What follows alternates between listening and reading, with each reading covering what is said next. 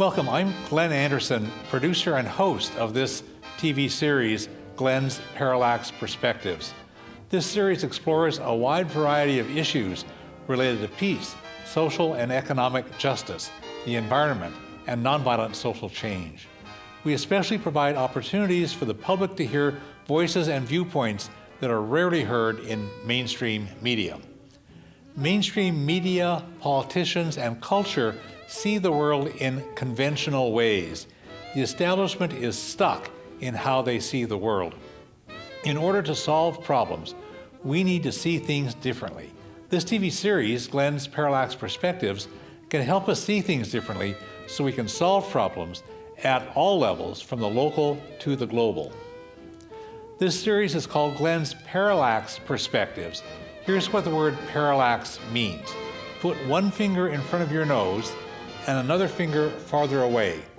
Close one eye, then open that eye and close the other. Your fingers will seem to move. This is called a parallax view. This TV series invites you to look at issues from fresh perspectives. Also, see much information about the issues that we cover in this TV series and previous episodes of this series at my blog, www.parallaxperspectives.org. And now I invite you to watch this month's program.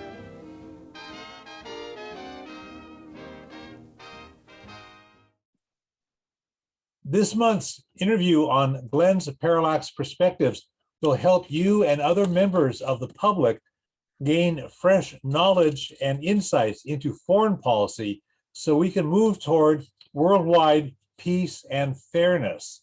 For many decades, the US government has developed its foreign policy from a narrow bias that favors US political, military, and economic power instead of seeking peace and fairness for all people in the world.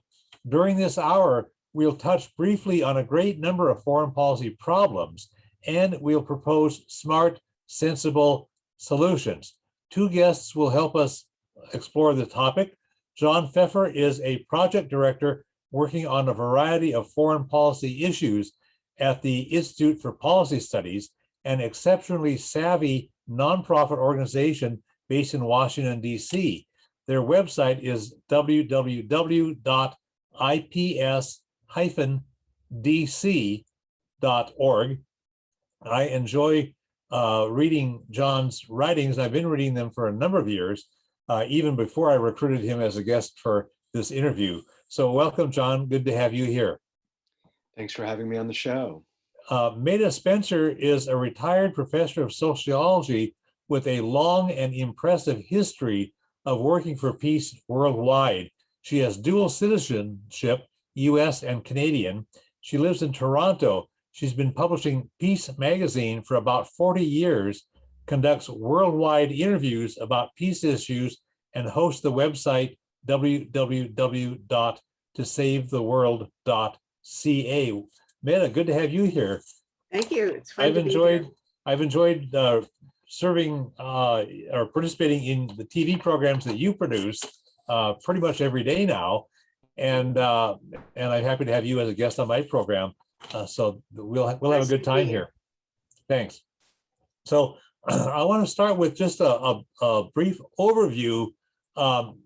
I think it's important for us to recognize at the outset that although nearly all political issues in the United States are sharply polarized by political parties, our nation's foreign policy overall is very solidly bipartisan. The dominant values and policies and activities in our foreign policy are really quite consistent over the years, regardless of which political party has the presidency or which political party dominates Congress. This means that our foreign policy is not very controversial at the federal level within that establishment. Our foreign policy's bipartisan agreement means that the US's mainstream news media do not find it very newsworthy.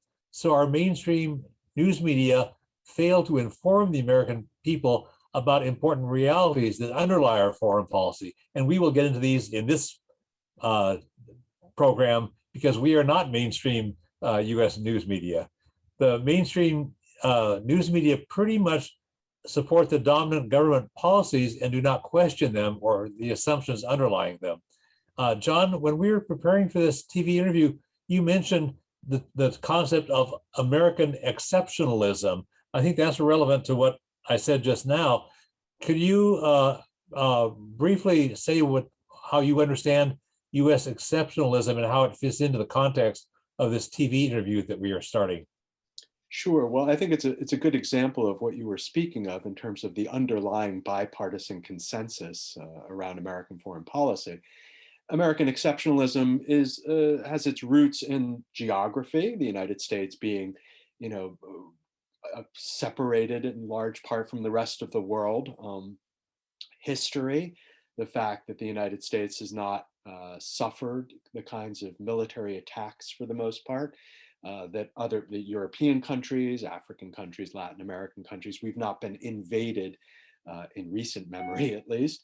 And so that forms a kind of separate identity for Americans. And then finally, a belief somehow that American laws, values are an exception to the geopolitical rules, the rules that apply to everybody else in the world, so that we are allowed to do things that other countries don't do, invade other countries or not participate in international institutions like the International Criminal Court, because we are an exception to those rules. Yeah. The 2020 presidential election showed that most Americans disagree with what Trump had been doing for 4 years. And most Americans really do want to repair the damage that Trump caused. Trump deliberately insulted and antagonized other nations, including our allies. He refused to abide by international treaties that were working well. He pulled the US out of many kinds of international agreements and international bodies that were doing useful work. So Metta, I want to ask you, and then I'll ask John also, this TV interview's purpose is to propose a positive, peaceful foreign policy for the future. And broadly, what kinds of changes would you recommend instead of what we've been having in recent years? Well, you can almost take whatever Trump said, just do the opposite, and you'll be in good shape, because he seems to have been deliberately attempting to withdraw the United States from other multilateral institutions and from previous responsibilities that we had accepted around the world to assist and support. The U.S. has done good things in the past. It isn't as if we are totally, reprobates. The U.S. has done many fine things, but by saying that we don't want to be part of, say, the World Health Organization or the Paris Agreement and so on, it's made the United States, withdrawn from relationships that are absolutely essential. So in general, I would say anything that draws us into a multilateral or even global institution where our security concerns are managed through, for example, the United Nations and by consultation with other countries and allies, rather than bullying, would be a step forward. Great, thank you. John, broadly, what broad changes would you recommend instead of what we've been experiencing lately? What's your overview for a different foreign policy that would be peaceful and fair? Well, first, I distinguish between two types of Trump's withdrawal from kind of international engagement. One is the one that you and Metta have very articulately identified, the withdrawal from international institutions and international agreements. But the second is a kind of withdrawal from US military involvement overseas. And while it's true that Trump didn't do what he had proposed, which was to end the endless wars, for instance, or close down US military bases for the most part, there was considerable support, I think, within the US public for some of those moves, for basically shrinking America's military footprint overseas. And we're seeing some of that happen during the Biden administration, obviously a declaration that will be ending our involvement in the war in Afghanistan, a global posture review to kind of identify and evaluate America's military footprint overseas. And I think that ultimately is something that can be built on, because I think key to kind of building a positive engagement with the world is kind of translating what had previously been kind of overwhelmingly military into what should be overwhelmingly diplomatic. And that means transforming our presence overseas from an over militarized presence, troops on the ground, military bases, military agreements with countries, to a largely diplomatic engagement with the world, so that it's our diplomats, our foreign aid personnel, our doctors and scientists, our educators, all of whom are engaging with the world rather than our soldiers and our military professionals. Great, Here, here. thank you. Metta, when we were preparing for this interview, you mentioned that people tended to focus on issues as if they were in separate silos, rather than seeing how they are interdependent and how some issues feed into other issues in a causal way. I want to show on the screen a listing of 6 current crises. And I wonder if you could briefly tell us, this is a list that you had prepared. I wonder if you could just briefly mention how some of these are interconnected. Let me scroll up on this thing a bit here. Well, I could go on all day with this, but here we have, let's just talk at the relationship between war and weapons and global warming. You know, we normally say when the world heats up, there are going to be more conflicts and more wars. Well, that's true, but it's also the case that weaponry, just maintaining a big military, has a huge global warming impact, you know, energy footprint and so on. Yep. Therefore, if we want to actually solve the global warming problem, we have to reduce the military because it's just putting too much greenhouse gas out there. Right. And actually, when during the in recent years, quite a while ago, when the Kyoto Protocol for the climate was being negotiated in Kyoto, Japan, the United States bullied the rest of the world and insisted that the carbon dioxide footprint of military activities outside of one's own borders could not be counted as greenhouse gas emissions. So the United States bullied the rest of the world into shaping the Kyoto protocols in ways that give a free pass for US military ships and airplanes and whatever else in other countries. And so there's a direct. Yeah, any country's military was exempt from even being counted. But it's a little better with the Paris Agreement, but there's not the kind of accountability. They don't have to report this. So we really have to step up our effort to make sure that that weaponry and military installations are counted and reduced, just because that is an essential, very large part of the issue. Now let's just look at the relationship between famine and pandemics. They go together historically. You know, whenever there's a famine, there very well be people actually don't usually starve to death in a famine. What they do is they get weakened and then they get sick and they die of whatever communicable disease there is. So it's the joint incidence of famine and pandemics that is bad, and it's linked to wars and weapons, because if you look at today, most of the, if not all of the famines that are going on in the world are caused not by agricultural problems or technological problems, but rather because it's a deliberate act on the part of one country as an aggressive action against another. In other words, for example, the Saudis are trying to starve the Houthis to death as a weapon of war. And that may be strong language for it, but that's the way most of these things go. So you don't get famines unless you also have a war normally. Now, that's not going to be the case in the future, because you're going to have global warming causing famines too. Within 10 years, some people are predicting that we will have a famine just because of the increase in global warming.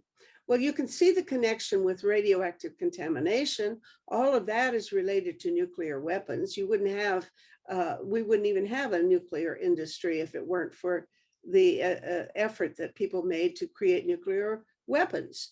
And with cyber attacks, again, that is very much a part of the military system, and would be, you know, we have to worry about keeping our own password secret and things like that. But when it comes to warfare, probably the next warfare is not going to be just bombs dropping on cities, but what we've seen here in May, there's already been a case in which the pipeline in the US was shut down as a cyber attack. And this was a ransom attack by private thugs, but not by another country, as far as we know. But you can bet that that is being closely watched by the countries, especially Russia, which are very good at this kind of intervention.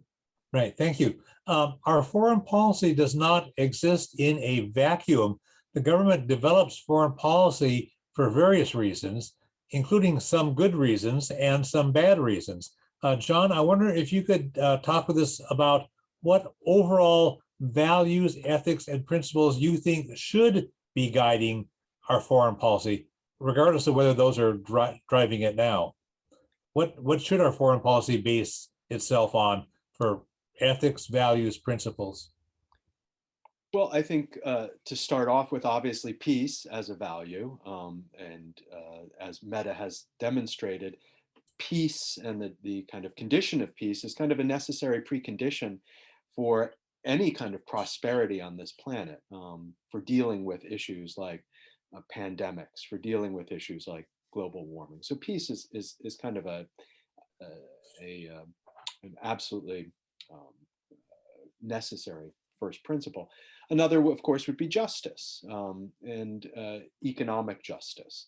The fact that we have, you know, a handful of trillionaires or near trillionaires in this on this planet, and, you know, an enormous number of impoverished is simply unacceptable, and generates, you know, if one wants to look at it from a kind of realpolitik perspective, generates any number of problems as well, from war to famine, etc. So peace, justice, solidarity, and I'll leave it at that as the third one, a feeling that we are not just in it for ourselves, you know, we're not just in it for Americans, and maybe our allies too, but solidarity with the entire world, because we're dealing with global problems. We're dealing with problems that are not just specific to a particular country or even just a set of countries. I mean, obviously, global warming, nuclear proliferation, poverty, etc. These are global problems. And in order to solve them, we need to work together. And in order to work together, we have to have the value of solidarity, of seeing these problems as collective problems that have to be solved collectively. Great, thank you. We've got a lot of different topics to kind of move through. And I'd like to see if we can cover these next things in a bit less than about a minute and a half each or so, because we've got a lot of content to cover here. The first thing is military spending. John, the vast majority of Americans agree that the US spends far too much of our money on the military, and instead of paying for the horrible violence that we keep doing to other places, most Americans want our tax dollars to be spent for useful purposes that people really need, either people here or in other countries: health, education, environmental care, useful jobs, to rebuild the infrastructure and so forth. John, what insights about military spending, and we don't have time for details, but what insights or bold, fresh directions would you like to move? For each of these next number of questions, what I'm asking us to do is move from the status quo toward a bold, positive alternative. So, John, what insights or bold, fresh directions on military spending? Well, let me be perverse here and say that Donald Trump actually gave us a great example. He directly or redirected directly military spending to a domestic project. It happened to be a domestic project I disagreed with tremendously, that is building the wall between Mexico and the United States. But it was a fascinating precedent. It was for the first time a president said, hey, we should not be spending money on our military. We should be spending it on something else closer to home. I'd love to see, President Biden say the same thing, except redirect that money to infrastructure, to creating jobs, dealing with climate change, et cetera. Okay, thanks. Next question, John, is also for you. This notion of a war on terror. For nearly 2 decades, the US has fought an extremely violent, cruel, and expensive war on terror that, instead of actually reducing terrorism, actually antagonized people in many countries and provoked more terrorism in more countries. And the plan has killed many Americans, many hundreds of thousands of people in other countries. The war on terror actually destroyed Afghanistan, Iraq, and other nations as functioning societies. And so it opened up a power vacuum that various warlords and other factions rushed in to fill.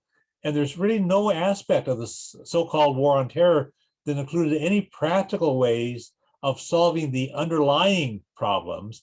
The men who hijacked the airliners on September 11, 2001 came from Saudi Arabia. The United States attacked Afghanistan and Iraq, which had nothing to do with it, and heavily armed Saudi Arabia that has actually been committing genocide in Yemen, as you folks have said just now, in starving the Houthis and oppressing its own people. So, John, instead of all of that war on terror stuff, what insights or different approaches could you recommend for US policy in this region? Well, I mean, obviously, we should be having a war on COVID-19. I mean, that would be, addressing some of the underlying problems affecting the countries where presumably terrorism has been arising, addressing economic issues, et cetera. I also would say that, in some sense, we're beating a dead horse. I mean, the US government has already decided that the war on terror is not the primary focus, and is shifting its attention to global competitors like Russia and China. So the whole kind of construct of war on terror has shifted, especially with the rise of far right-wing terrorism as well, and a recognition that, for the most part, terrorism has shifted its focus away from, the so-called preoccupations of Islamic jihad, and more towards the preoccupation of white extremists around the world. Thanks. We have a couple more for John about specific countries, and then we have some for Metta on other issues here. For more than a century, ever since the 1917 Russian Revolution, the United States has been very antagonistic toward Russia. We were allies briefly during World War II so that we could unite in stopping Nazi Germany. But after 1945, the United States spent decades provoking the Soviet Union with each escalation in the nuclear arms race and geopolitical games in different parts of the world. Now, 3 decades after the Cold War ended, the US government and the media are still antagonistic toward Russia. So, John, I ask you, what fresh insights or different policies would you recommend instead? And again, briefly, because we got a lot of things to cover here. Sure. Well, Thanks. I mean, there are a lot of aspects of Russian policy, foreign policy as well, that are problematic. But of course, there were lots of disagreements the United States had with the Soviet Union, and we still managed to have arms control negotiations and significant arms control agreements. I think similarly, we can have our disagreements with Russia and have continued arms control negotiations, for instance, in reducing the number of nuclear weapons that both sides have, which at this point can be done with a memorandum of understanding rather than a new treaty within the New START framework, as well as entering into previously abandoned agreements like the Open Skies Agreement, as well as pursuing new agreements on conventional weaponry.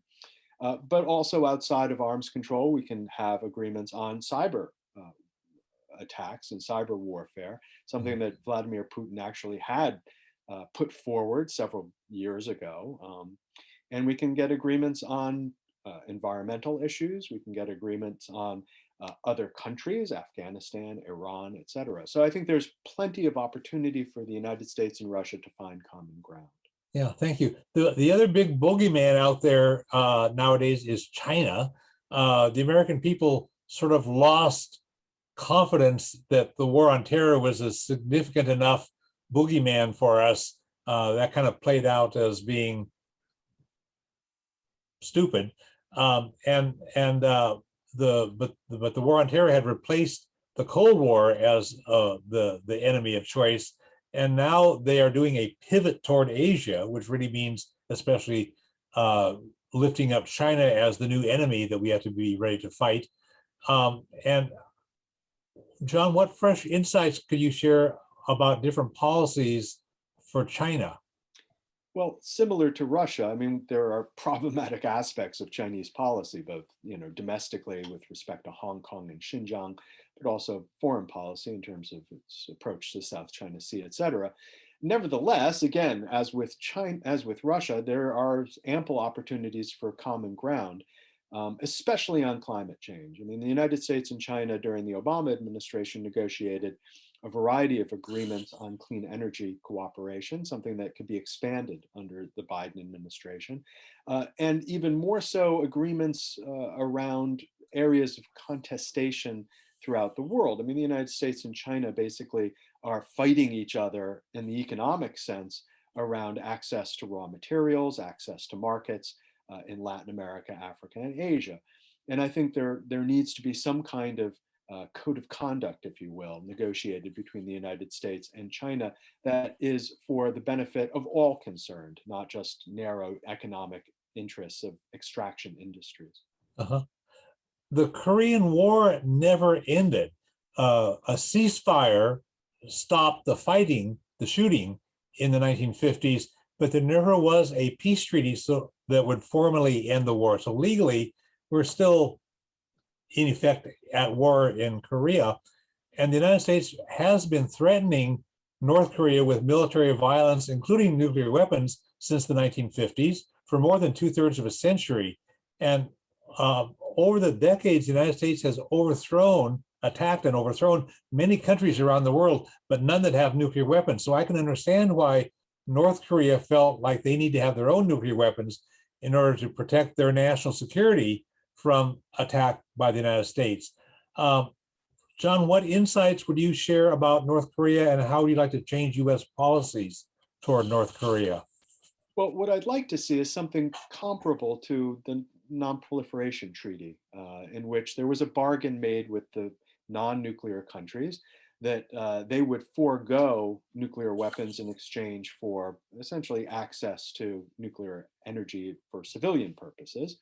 And in exchange, well, the nuclear club would eventually disarm. And that hasn't happened exactly. But with North Korea, what I'd like to see is some acknowledgement that North Korea is a nuclear power and that someday it will give up its nuclear weapons, but that the bargain will be that it doesn't expand what it has in exchange, not for access to civilian nuclear energy, which of course it already has in some form, but actually clean energy, and to make North Korea, or help North Korea become a kind of model for clean energy transformation in this world, so it can leapfrog over kind of dirty technologies, leapfrog even over what South Korea has in terms of its energy economy, to become a kind of paragon for clean energy economic development. I'd like to see that bargain with North Korea. Wow, I like that bold vision here. We got one more nation to discuss with John, and then we'll talk with Metta about a couple of the concerns that she told me she'd like to talk about.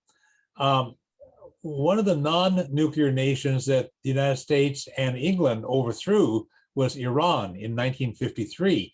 Iran at that time was a democracy, and they elected Mohammad Mossadegh in order to protect more of the oil profits so that the Iranian people could benefit in terms of health and education and national well-being, instead of having those oil profits go to England because it was a British oil company that was running the oil wells in Iran.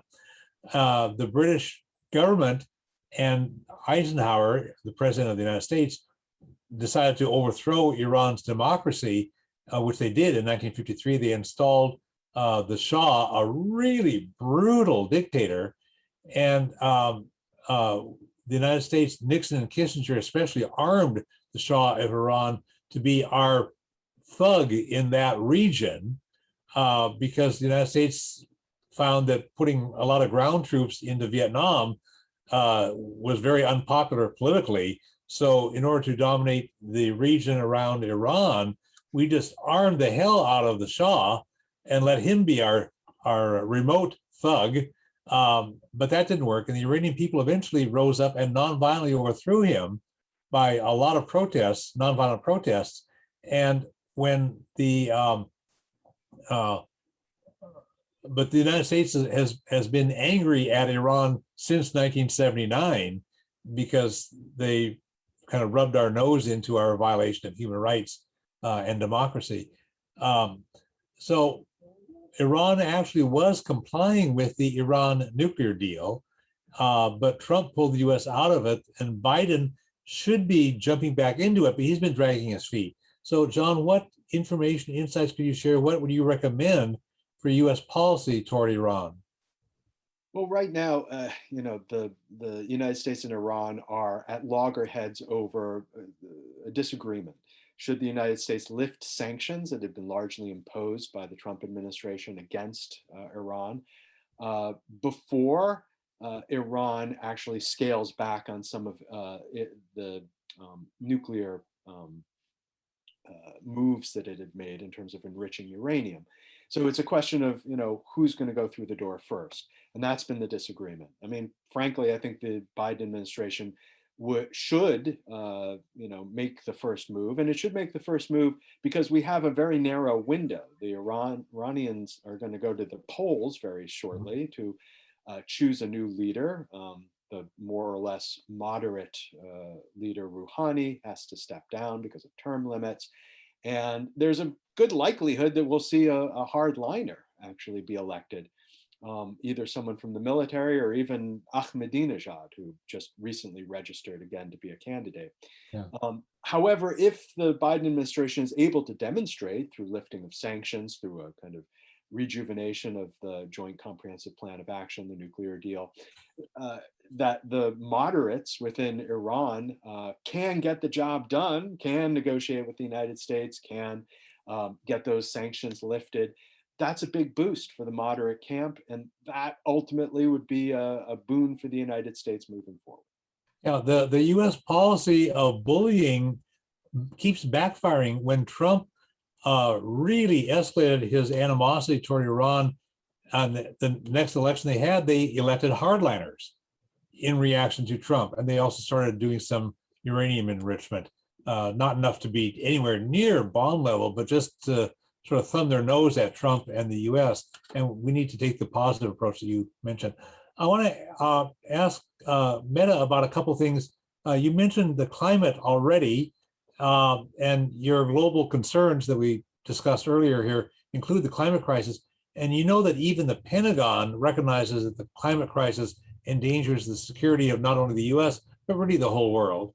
And what fresh insights could you share, and what would you recommend that the government do in order to reduce the disruption of the climate? Well, first, I want to say how much I've enjoyed hearing what John has to say, because I would love to echo everything he said. He's a smart man. I agree with you. Clearly, the world can't solve global warming issues by living in silos, in separate national silos. We have to all get together and, I'm sorry, phone problem. We have to have a more general agreement, and we have the Paris Agreement, but it simply doesn't go far enough. We have to move much, much faster. And I'm particularly concerned lately because I think the timeline that we're anticipating is reaching net zero. That is a place where we stop in our increase in emissions of greenhouse gases some decades in the future. We have to actually look at the fact that there are much more imminent threats that have to be addressed much quicker. And I'm thinking particularly of the problems in the in the Arctic, because the farther north we go, the more there is, the quicker the world is warming, or rather the region is warming. So the Arctic is going very fast. Within 10 years or so, there will probably be no sea ice in the Arctic in the summer. And shortly after that, maybe no sea ice ever again. And of course, that is going to be an absolute catastrophe for humankind. So the fact that we're talking now in terms of less than a decade, we have to find solutions to problems that are much more urgently appearing. For example, the methane clathrates or methane hydrates in the bottom of the ocean are being held down by permafrost and under the water. And this is leaking now and it's warming, and there are plumes of methane coming up into the air. And methane can be 120 times more powerful as a greenhouse gas than carbon dioxide.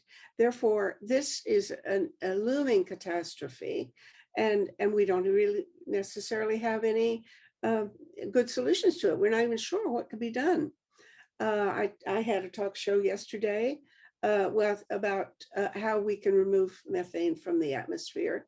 But these fellows are simply experimenting with their own money. They don't even have government money to try out their proposed technique for scrubbing the methane out of the atmosphere. Oh, yeah. So I would say, unless we become aware of the fact that our timeline, our expectation is way, way off kilter. The Paris Agreement is absolutely a step in the right direction, and thank God Biden's going to rejoin it.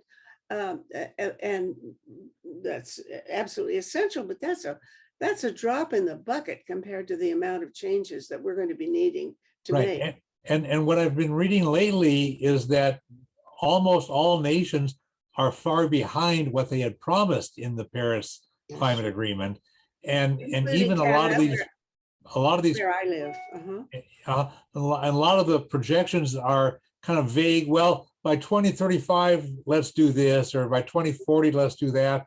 And these are vague, distant things without a plan to get there. And the idea is, I'm a politician, I'm not going to take any action now, but I'll just kick the can down the road, and maybe 20 years from now, some other politician will solve the problem.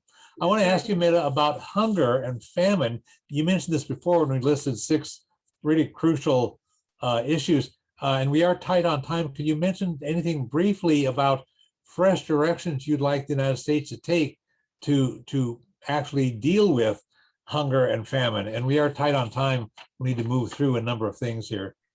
Well, there is a World Food Program, and we have some famines going on right now in the world, exacerbated by the COVID situation. So as you might expect, India, with its current pandemic, which is much worse than anybody expected at this point in time, is an example of what happens. We have to provide, for example, I just sent some money to an organization that will provide dry packages of dry food for people in India. Why? Well, not because they're necessarily starving, but because they can't leave their house to go buy food, and therefore you have to actually bring food and have them have some in their households so they won't starve. Now, that kind of thinking, unless you see the connection between disease and famine and warfare and good governance and so on, one wouldn't think of doing that kind of thing. But it's all one big package. Another item on your list that we listed at the beginning of the program, Metta, was about the pandemics. And we know that the COVID-19 pandemic has been a horrible disaster worldwide, as you said just now, in the context of famine as well. Some nations that took prompt and smart actions suffered relatively little damage. They were able to quickly get it under control, but there are some other nations, especially those headed by right-wing extremists, such as the United States, Brazil, and India, suffered horribly. And early in Trump's term, before the pandemic struck, he abolished 2 federal offices that had been responsible for planning for how to deal with pandemics.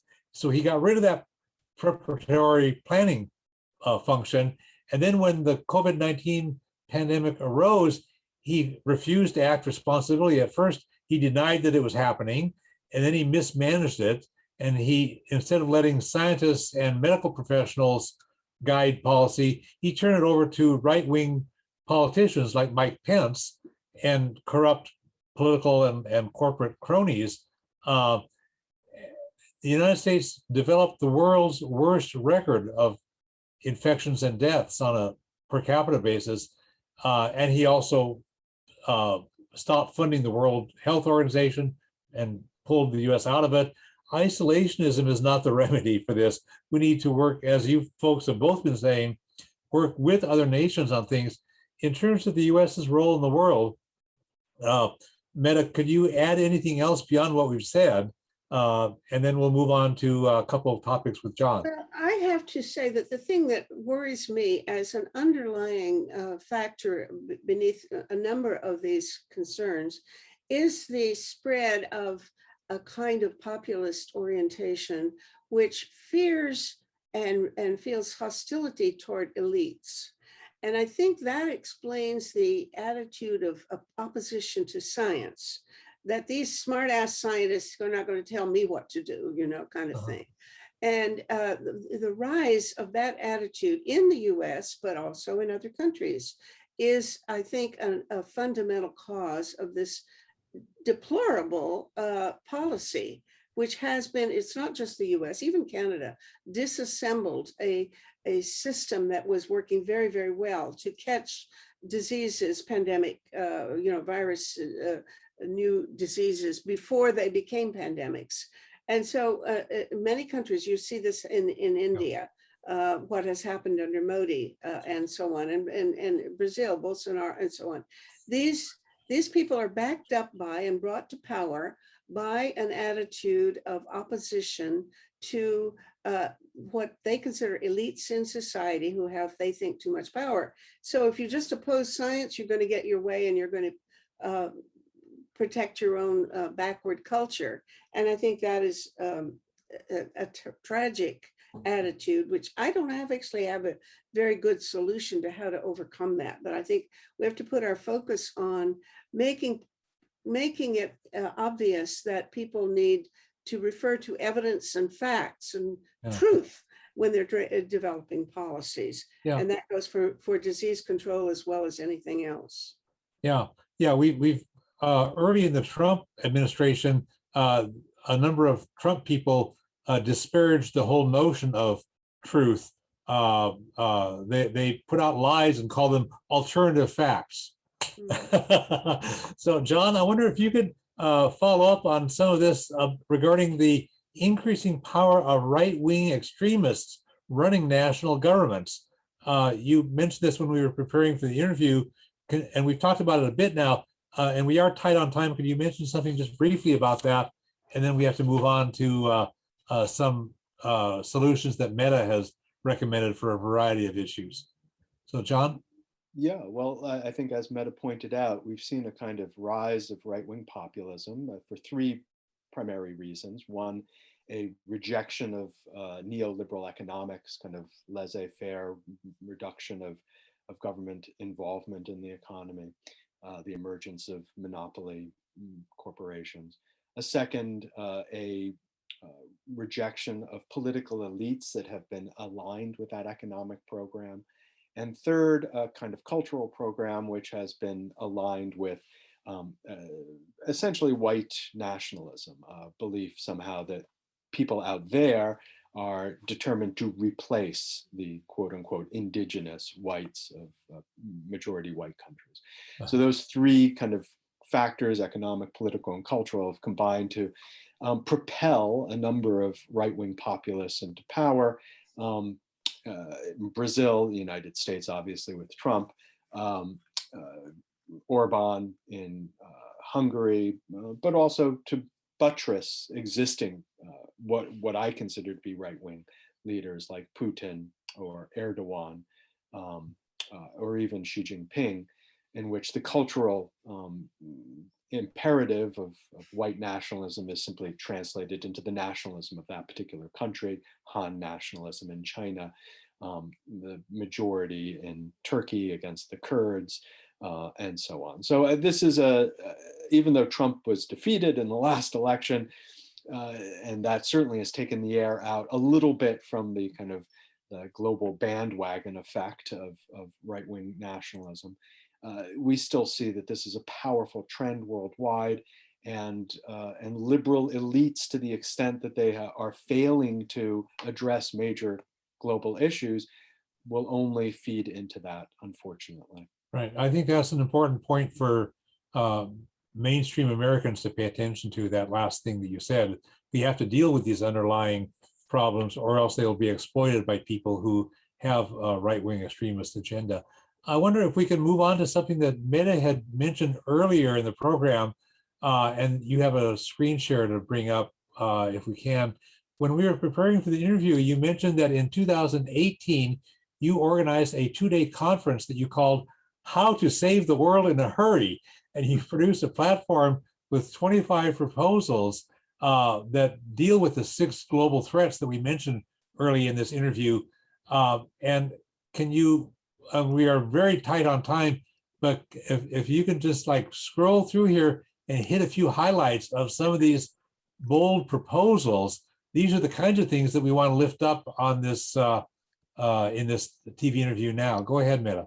Yeah, well, what we did that day was we had a 2-day conference. About 100 people came, including a number of experts. The first day was given to experts who give their own evaluation of what needed to be done. And then we had breakout groups the second day that chose 25 different planks to create a platform for survival, such that if we did all 25 planks and implemented them, we think that we would reduce the risk of all 6 of these major global threats.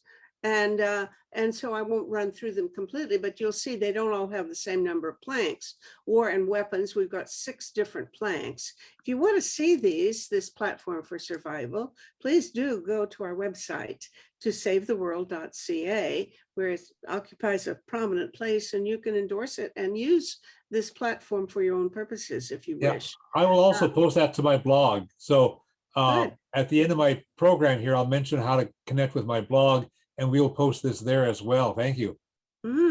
So here we have 6 things that would resolve many of the issues about war and weapons. Here we have several items that would resolve the problems about global warming. These were developed democratically in these small groups, and then by the whole community. And then we address the question of famine. And again, simple things like accelerating the sustainable development goals would be a very important part. And improving soil health is another example. That a lot of these are connected. If you improve the soil health, you're also working on global warming. These are all, that's the point, that each of one of these things connects to one of the issues in one of the other global threats. So it makes a package, and sometimes you can get more done if you do all of these things at once than trying to do them one at a time or separately, because they are so interdependent in causal terms. Pandemics, we came up with the notion of that pandemics were important before anybody even thought that COVID might happen. Everybody kind of laughed at us for including pandemics, but along with Bill Gates, we saw that it might happen. And then, of course, things like Chernobyl and Fukushima and other ways in which people are exposed to radioactive contamination by mining or by handling the waste products of nuclear power stations and so on. Those are concerns about how we should handle those issues, our planks on that. And then, of course, there's we now know that the risk of cyber attack, either through some sort of hackers, private hackers, or even worse, maybe through government attack on another country. This is going to be a major threat in our lives if it isn't already. And we need to get the United Nations involved to develop a new treaty or something like that, which will define the limits of how countries and individuals can interfere with the infrastructure of other countries and so on. So there needs to be some sense of global rules, and there really aren't any now at all. You can get away with anything. And then I call these enabling measures, but really what we say is, in order to implement these first 20 proposals, we have to do some things to make changes in our system of governance, in our economic system, and in civil society. And so these 5 measures, planks down here, are called enabling measures because they are, we conceive of them as prerequisites or co-requisites for adopting and implementing the first 20 measures. I won't go into them, but for example, one of them would be the notion of sustainable common security. And that fits beautifully with what John has said about developing measures that we do have to provide security to countries. The UN was created in order to give people the confidence that they could count on being protected, and they don't need to have a standing army. But of course, with the veto in the Security Council, we know that no country would be wise to expect the United Nations necessarily to come to their aid. And so they all maintain their own military systems. But if we want to do that and get a sense of sustainable common security with something like a United Nations peace force, which would come to the aid of any country that was being threatened, we have to actually do some changes in the global governance system. And I would say, for example, implement a parliamentary assembly of the United Nations and do some other things to make it a more accountable and more democratic system that would be accountable to the people of the world, the populations of the world, and not just controlled by the nation states of the world as the UN is now. Right. So, thank you. Yeah, this is great stuff. This is the kind of creative and the interactivity among the different silos that you mentioned earlier. This reinforces that with very bold things. I will be posting your list to my blog, and I'll tell people at the end of the program how to get there and see this. This is the kind of smart thinking. I put on a conference in Olympia, Washington. It's been a couple of decades ago now, that produced a positive agenda reminiscent of what you did here. Ordinary folks can generate really smart solutions if we take off the blinders and get beyond the status quo of what is politically feasible. Because what happens is our society, the people who run our society, the elites, the dominant forces, try to constrain us by don't ask for something very bold, just do what's politically feasible, which is what they've constrained us to do. And I want to briefly run through some points along that line before we wrap up the interview.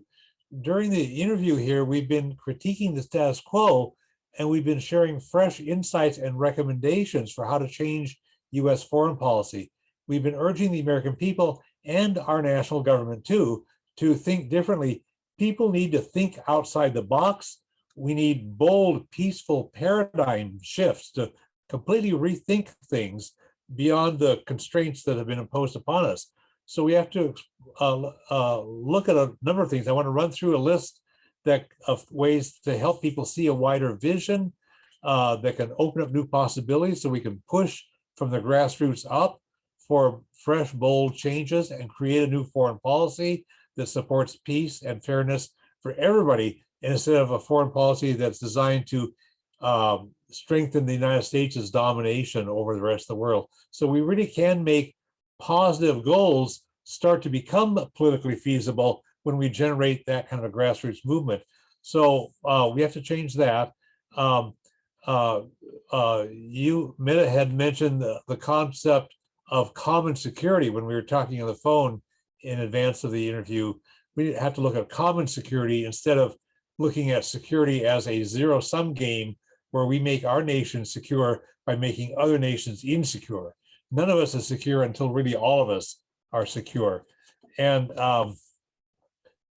democracy itself has been perverted in various ways, and we've touched on some aspect of that, but we need to get beyond gerrymandering and big money and all that stuff, and restructure the decision making so that more people power is involved.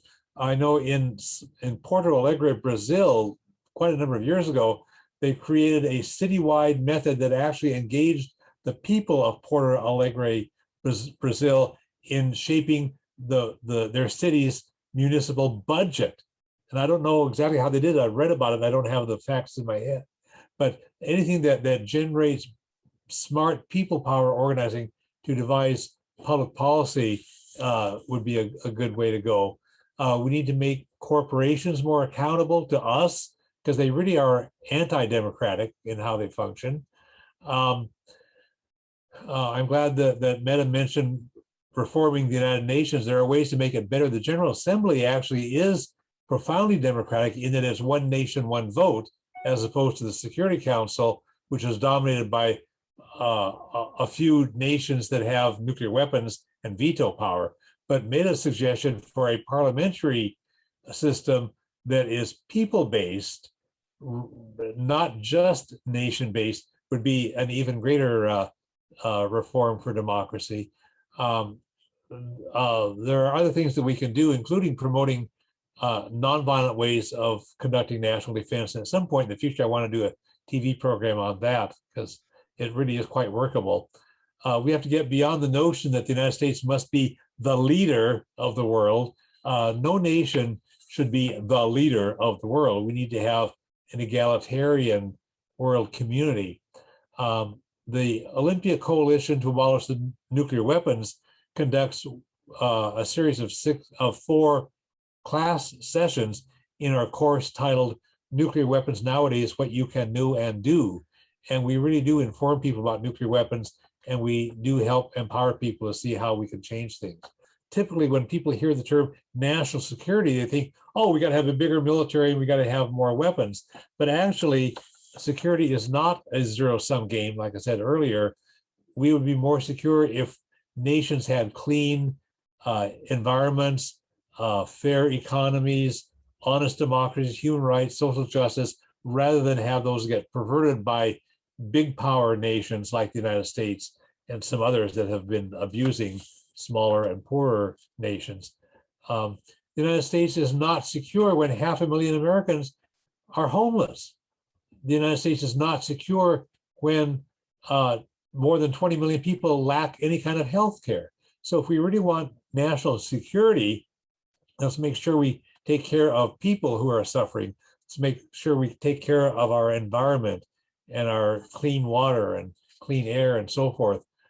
We have to build grassroots movements from the bottom up, instead of letting governments and mainstream media tell us what they think is true. We need to do our own thinking and organize from the grassroots up. And I do conduct a series of 6 workshops about nonviolent grassroots organizing that help to increase people's skills and provide resources so people can indeed organize from the bottom up on whatever issues they care about, whether it's peace, climate, economic justice, changing our criminal justice system, whatever. So I do appreciate the organizations and the efforts that Metta and John have been doing. We're really out of time. When I post to my blog, I'll provide some information about websites so you can learn more about what they've been doing. They have some really good stuff they've been doing. I want to thank John Feffer and Metta Spencer for sharing their information and insights. I want to thank Dennis Mills, who's been recording this and will convert it for TV production and for posting on my blog. The blog is www.parallaxperspectives.org, and we'll have that in the closing credits. You can phone me at 360-491-9093. We are all one human family. We all share one planet. We can create a better world, but we all have to work at it, and the world needs you. So thanks to Metta, thanks to John, thanks to everybody else.